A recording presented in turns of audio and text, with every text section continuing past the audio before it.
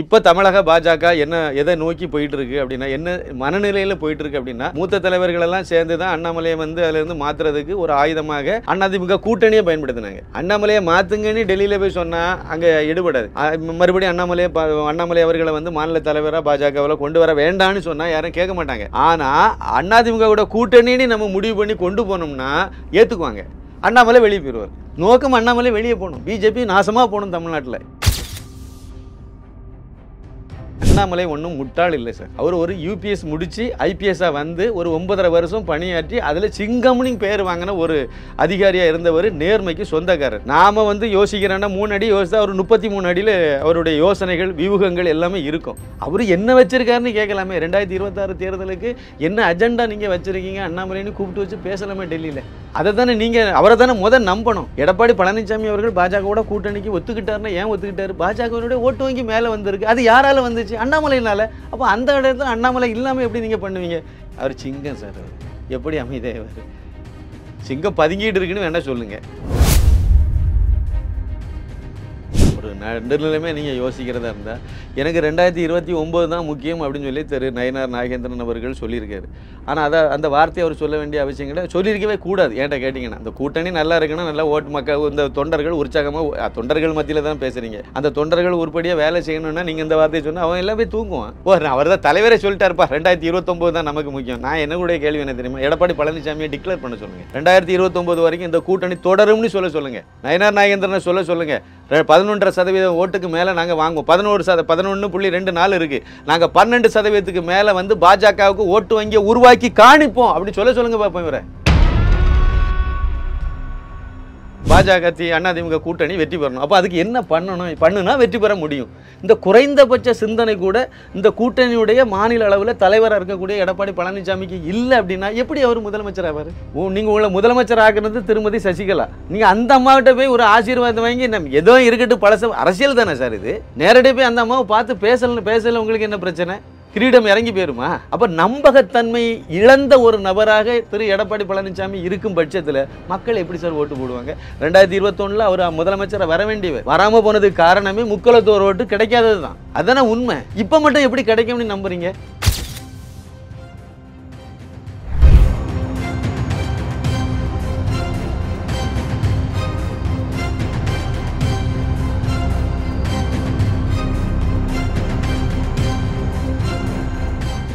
Real one நண்பர்கள் உறவுகள் அனைவருக்கும் வணக்கம்.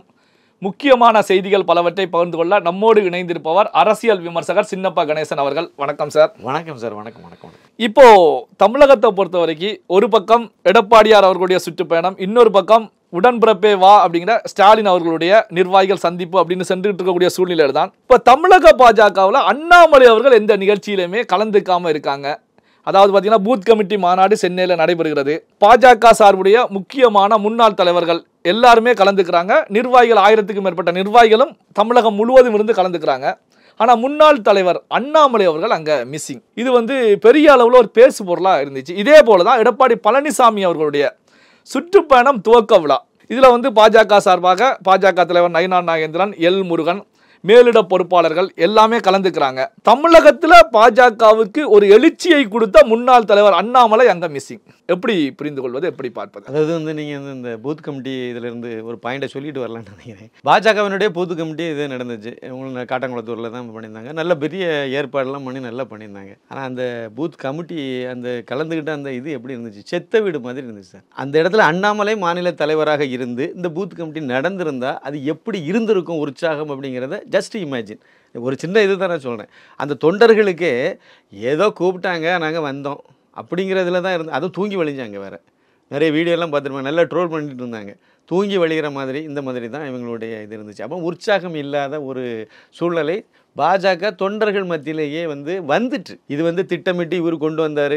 மதுரையில் முருகன் மாநாடு முன்னாடி இவர் உள்துறை அமைச்சர் அமித்ஷா வந்திருந்தாங்க. அமித்ஷா நிர்வாகிகள் கூட்டம் தான். ஒரு 5000க்கும் மேற்பட்ட நிர்வாகிகளை தான் இதே மாதிரியான ஒரு கூட்டம் தான். அதில் கலந்துக்கும் போது பாருங்கள் எல்லாரும் துண்டு எடுத்து சுற்றி அதுக்கு அந்த அளவுக்கு அண்ணாமலைக்கு ஆதரவு தெரிவித்தாங்க. அண்ணாமலை மேடையில் வரும்போதே அந்த மாதிரி இருந்துச்சு. அவர் பேச வரும்போது அந்த மாதிரி இருந்துச்சு. அமித்ஷா அண்ணாமலைன்னு இப்போ அவர் இந்த வார்த்தையை உச்சரித்த உடனே அவ்வளோ பெரிய ஒரு வைப்ரேஷன் அது உருவாக்கிச்சுது.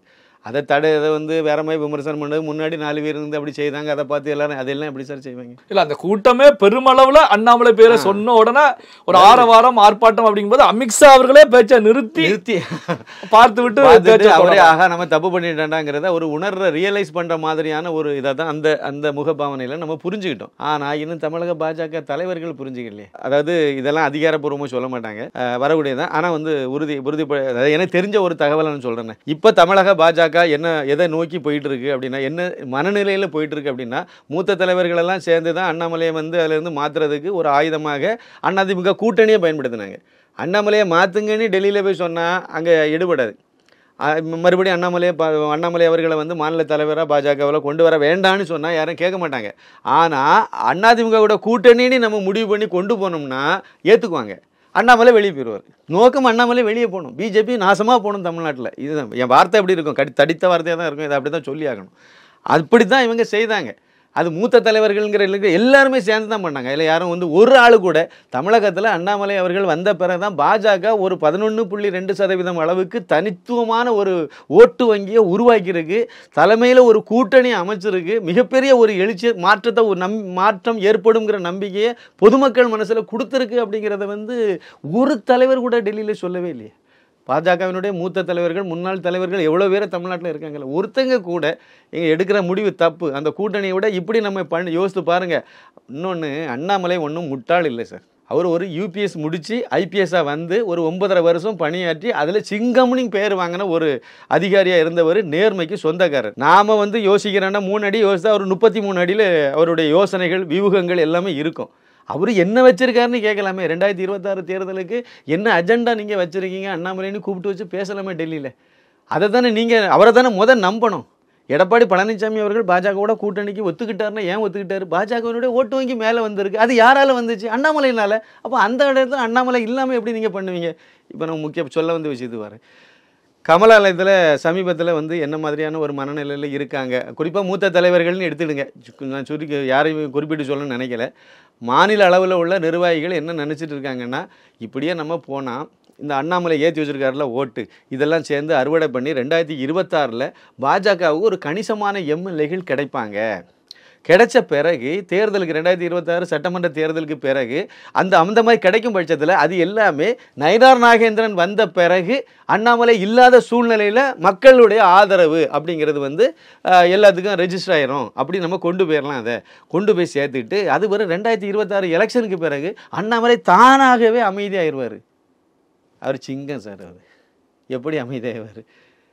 சிங்கம் பதுங்கிட்டு இருக்குன்னு வேணால் சொல்லுங்கள். ஆனால் இவங்க அப்படி ஒரு கற்பனை கோட்டையில் இப்போ மிதந்துக்கிட்டு இருக்காங்க. உண்மையை நடந்த தகவல், ஒரிஜினல் தகவல் தான். அது எங்கேருந்து வந்துச்சு, எப்படி எனக்கு வந்துச்சுன்னு கேட்காங்க. ஆனால் உண்மையிலே இப்படி ஒரு டிஸ்கஷன் போயிட்டு இருக்காங்க. டிஸ்கஷன் போச்சு, அதிலிருந்து வந்த தகவல் தான் இது. அப்போ அண்ணாமலை 2026 எலெக்ஷன் வரைக்கும் அவரை சீண்டாதுங்க, அவரை எதுவுமே சொல்ல வேண்டாம், கண்டுக்காமல் நம்ம விட்டுட்டாலே போதும். அவரை வேறு மாதிரி ஏதாவது டேமேஜ் பண்ணி ஏதாவது பேசக்கூடாது. அதே சமயத்தில் அவரையும் தூக்கி பிடிக்க வேண்டிய அவசியம் இல்லை, அப்படியே விட்டுருவோம். அப்படின்னா நீங்கள் அங்கங்கே பரவலாக என்ன பண்ணாங்கன்னா, மதுரை பகுதியிலலாம் திட்டமிட்டே செய்தாங்க. அவருடைய ஃபோட்டோவை சின்னதாக்கி, இல்லை ஃபோட்டோ இல்லாமல் போட்டுட்டு, அங்கே இருக்க இப்போ ஒரு பேராசிரியர் ஸ்ரீனிவாசன் அவருடைய ஃபோட்டோனா அதை பெருசாக போடணும். இதை அது யார் அங்கே ஐடியா கொடுத்து செய்தாங்களோ எனக்கு தெரியாது. பாஜக நிர்வாகி தான், நிர்வாகி இல்லாமல் யாரும் செய்ய முடியாது. புரோட்டோகால் அப்படிங்கிற மாதிரி ஒரு காரணத்தை வேறு சொல்லிக்கிட்டாங்க. தேவைப்படுற இடத்துங்கள்லாம் கோயம்புத்தூர்லேயும் பல இடங்கள்ல அப்படியெல்லாம் போட ஆரம்பித்தாங்க போஸ்டர்லாம். வியாபாரம் ஆகலை, கூட்டம் வரல. இப்போ நீங்கள் காட்டாங்குளத்தூரில் நடந்த அந்த பூத்து கமிட்டி நிர்வாகிகள் கூட்டத்தை நீங்கள் எடுத்துக்கிட்டீங்க அப்படின்னா அதில் அண்ணாமலை இல்லைன்னாலே அங்கே ஒன்றும் இல்லை. இந்த லட்சணத்தில் அதில் மாநில தலைவர் என்ன வார்த்தையை பேசினார்? இல்லை, அதான் அடுத்த கேள்வி. அதான் மாநில தலைவர் நயினார் நாகேந்திரன் அவர்களை பொறுத்த வரைக்கும் எங்களுக்கு 2026 தேர்தல் முக்கியம் கிடையாது, 2029 நாடாளுமன்ற தேர்தலில் எத்தனை நாடாளுமன்ற உறுப்பினர்களை உருவாக்க போகிறோம் அப்படிங்கிறது தான் எங்களுக்கு முக்கியமானது அப்படிங்கிற கருத்துக்களை முன் வச்சாங்க. இது பாத்தீங்க அப்படின்னா கூட்டணி கட்சி தலைவர் எடப்பாடி பழனிசாமிக்கு மட்டுமல்ல, பாஜக வெற்றி பெற வேண்டும், நடக்க இருக்கக்கூடிய சட்டமன்ற தேர்தலில் பாஜக வெற்றி பெற்று அதிக அளவிலான சட்டமன்ற உறுப்பினர்களை உருவாக்க வேண்டும் அப்படிங்கிற மனநிலையில் இருந்த பாஜக தொண்டர்களுக்கே ஒரு பேரிடி அப்படின்னு சொல்லலாம். இதை நீங்க எப்படி பாக்குறீங்க? அதாவது தவறான கருத்து சார், சொல்லவே கூடாது. ஒரு நடுநிலைமை நீங்க யோசிக்கிறதா இருந்தா, எனக்கு 2029 தான் முக்கியம் அப்படின்னு சொல்லி நயினார் நாகேந்திரன் அவர்கள் சொல்லியிருக்காரு. ஆனால் அந்த வார்த்தையை அவர் சொல்ல வேண்டிய அவசியங்களை சொல்லியிருக்கவே கூடாது. ஏன்ட்ட கேட்டிங்கன்னா, அந்த கூட்டணி நல்லா இருக்குன்னா நல்லா ஓட்டு மக்கள் இந்த தொண்டர்கள் உற்சாகமாக, தொண்டர்கள் மத்தியில் தான் பேசுகிறீங்க, அந்த தொண்டர்கள் உருப்படியாக வேலை செய்யணும்னா நீங்கள் இந்த வார்த்தையை சொன்னால் அவன் எல்லாமே தூங்குவான். அவர் தான் தலைவரே சொல்லிட்டாருப்பா 2029 தான் நமக்கு முக்கியம். நான் என்னுடைய கேள்வி என்ன தெரியுமா, எடப்பாடி பழனிசாமியை டிக்ளேர் பண்ண சொல்லுங்கள். 2029 வரைக்கும் இந்த கூட்டணி தொடரும்னு சொல்லுங்கள். நயினார் நாகேந்திரனை சொல்லுங்கள். 11.5% ஓட்டுக்கு மேலே நாங்கள் வாங்குவோம். 11.24 இருக்குது. நாங்கள் 12% மேலே வந்து பாஜகவுக்கு ஓட்டு வங்கியை உருவாக்கி காணிப்போம் அப்படி சொல்லுங்கள் பார்ப்போம். இவரை வாய்ப்பே கிடையாது சார். அது 3.5%மோ 4% தான் ஓட்டு வரப்போகுது. பாஜகவினுடைய ஓட்டு வங்கி அவ்வளோதான் வரப்போகுது. எப்படி நீங்கள் எம்பியை உருவாக்குவீங்க? எவன் உங்களை கூட்டணிக்கு அழைப்பாங்க? அதுக்கு பிறகு யாருமே செல்ல காசாயிருமே சார் பிஜேபி தமிழ்நாட்டில். 4 எம்எல்ஏ. இன்னொரு நான் விமர்சனம் பண்ண வேண்டாம்னு நினச்சிருந்தேன். ஆனால் இப்போ அதை வெளிப்படையாக நான் என் மனசில் உள்ளதை நான் சொல்கிறேன் சார். இதுக்கு நான் யார்ட்டையும் அப்ரூவல் வாங்க வேண்டிய அவசியம் இல்லை. அதனால சொல்கிறேன். பாஜகவினுடைய மாநில தலைவராக நயினார் நாகேந்திரன் தேர்ந்தெடுக்கப்பட்டார். அவர் வந்து முதல்ல அவர் பேசின வார்த்தை என்னது? அண்ணாமலை புயல், நான் வந்து தென்றல். அது இப்போ கோபாலபுரத்தை நோக்கி வீசுதுன்னு நான் சொன்னேன். அப்போவே சொன்னேன், ஃப்ரெண்ட்ஸுக்கிட்ட பேசும்போது இப்படி தான் சொன்னேன். கோபாலபுரத்தை நோக்கி வீசுது. ஏன்னா ஸ்டாலினுக்கு வேலை சுழிவாகி போச்சு, சுலபமாகி போச்சு. இவர் வந்த உடனே பாருங்கள், எங்கேயாவது ஒரு இடத்துல ஒரு சின்ன மீம்ஸு அது இவர் நயினார் நாகேந்திரனுக்கு எதிராக போட்டதை நீங்கள் கேள்விப்பட்டிருக்கீங்களா? திமுக தரப்புலேருந்து பண்ண மாட்டாங்க. வானதி சீனிவாசனுக்கு எதிராக ஏதாவது மீம்ஸ் போட்டு ஏதாவது கிண்டல் பண்ணுறாங்கன்னு கேள்விப்பட்டிருக்கீங்களா? பண்ண மாட்டாங்க. தமிழிசை சவுந்தரராஜனுக்கு எதிராக அவங்கள விமர்சனம் பண்ணி ஏதாவது முன்னாடி கேவலப்படுத்தினாங்க. உருவ கேள்விக்கு ஆளானாலும் தமிழிசை சவுந்தரராஜன் தூத்துக்குடி எலெக்ஷனில் நிற்கும்போது அவங்க மாநில தலைவராக இருந்தபோது முழுக்க அப்படி தான் பண்ணினாங்க. அதுதான் அவங்களுக்கு ப்ளஸ்ஸாகவும் அமைஞ்சுது. அவங்களுக்கு அடுத்து ஒரு பெரிய கவர்னர் இதெல்லாம் 2 மாநில கவர்னர் ஆகுதுக்கெல்லாம் அது ஒரு காரணமாக அமைஞ்சது. உண்மையிலே அதுக்கு பாராட்டப்பட வேண்டிய கொடுக்க வேண்டிய வேலை, அது கொடுக்க வேண்டிய பதவிகள் அதெல்லாம் அவங்களுக்கு. ஏன்னா அவ்வளோ தூரம் உருவ கேள்விக்கு ஆளானாங்க. நயினார் நாகேந்திரனை ஏன் கிண்டலே பண்ண மாட்டேங்கிறாங்க, விமர்சனமே பண்ண மாட்டேங்கிறாங்களே சார் திமுக தரப்பில் இருந்து. மற்றவங்கள விட்டுருங்க, மற்றவங்க பேசணும்னு நான் சொல்லலை. திமுக தானே எதிரணி தானே. பாஜக வந்து சிம்ம சொப்பனமாக தானே இருந்துச்சு தமிழ்நாட்டில். அண்ணாமலை இருந்தது வரைக்கும் வந்து தினம் ஏதோ எல்லாமோ கிளப்பி விட்டுட்டு இருந்தீங்கல்ல. அண்ணாமலைக்கு மேலே இல்லாததெல்லாம் கிளப்பி 3ஆந்தரம் 4ஆந்தர பேச்சாளர்களெல்லாம் வச்சு பேச வச்சு என்னெல்லாமோ பண்ணினீங்கல்ல. பேய் மாதிரி தமிழகத்தில் பிஜேபி வளருதுன்னு துரைமுருகனே சொன்னாரா இல்லையா? இப்போ என்ன ஆச்சு? அப்படியே நின்று போச்சு. பிஜேபியினுடைய வளர்ச்சி முடிஞ்சு போச்சு. நமக்கு சுலபமான வெற்றி திமுகங்கிற நம்பிக்கை திமுக தரப்பில் வந்ததுனால தான் நயினார் நாகேந்திரனை சீண்ட வேண்டாம். அது செத்த பாம்பு, அதை பற்றி கண்டுக்காதுங்க. மற்ற யாரையும் பண்ணாதுங்க. அண்ணாமலையே இனிமேல் சீண்டாதுங்க. ஏன்னா முடிஞ்சு போச்சு. அண்ணாமலையை பொறுத்தவரை தலைவர் பதவியில் இருந்து இல்லை. இனிமேல் நீங்கள் உங்கள் வேலையை பாருங்கள். சும்மா நீங்கள் இருந்தாலே போதும், ஆட்டோமேட்டிக்காக நம்ம வெற்றி பெற்றலாம். இந்த நம்பிக்கை அவங்களுக்கு வர்றதுக்கு காரணம் என்ன? அண்ணாமலையே அதிலேருந்து தூக்குனது. சரி, பதவியிலிருந்து எடுத்தாச்சு. அடுத்து வெற்றி பெறணும். அடுத்த விஷயத்து வருவோமே, வெற்றி பெறணும் சார். பாஜக அதிமுக கூட்டணி வெற்றி பெறணும். அப்போ அதுக்கு என்ன பண்ணுனா வெற்றி பெற முடியும்.